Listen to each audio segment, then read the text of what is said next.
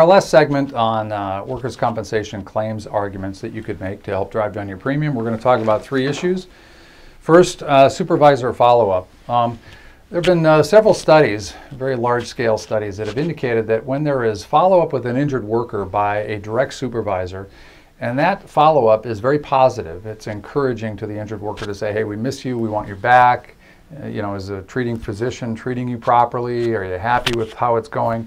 Very positive. When an injured worker receives frequent positive encouragement by the supervisor, then recovery typically happens faster and the claim values are significantly lower. In some estimates, claim values can be as much as 50% lower than if there is not supervisor follow-up. So this can be a very legitimate argument that if an employer institutes frequent, perhaps biweekly or weekly follow-up by the supervisor, again, the direct supervisor, not HR, not somebody they don't work with, but somebody they work with all the time, direct positive follow-up can have a big impact in reducing claim values. So if the employer has implemented supervisor follow-up as a procedure since a particular claim happened, an argument can be made that claim values should be lower in the future. Obviously, it's not a hard argument where you can identify specific dollars that would be reduced, but it's a very legitimate argument. Insurance companies, the next issue, insurance company challenges.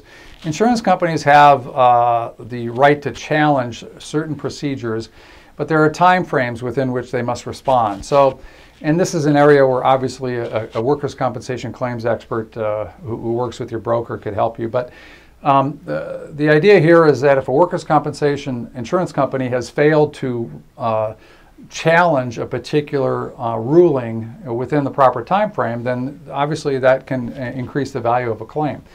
So it could be a timing issue. It could also be the fact that the insurance company didn't properly challenge, for example, a permanent disability rating, didn't even show up. So permanent disability there are some subjective areas in determining permanent disability calculations about future payments to workers based on how severely they've been injured. So those subjective areas are areas for argument. And if the insurance company doesn't make the argument at all, then obviously the claimant is paid whatever the demand is at the outset. So those might be areas where a workers' compensation claims expert with your broker can help you by their knowledge of the claim and their discussions with the claims adjuster at the insurance company.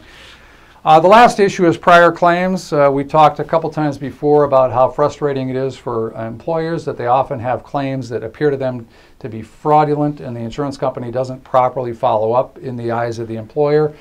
Well, one obvious telltale sign that a claim could be fraudulent is if an injured worker has several claims in a row. And this can build on the argument that the failure to properly exercise surveillance on an injured worker really could have resulted in a claim being much higher in value than it should have been, because the evidence is there that this injured worker has had several prior claims, and that's often a very strong indicator of fraudulent claims activity. So those are the three final arguments under this section.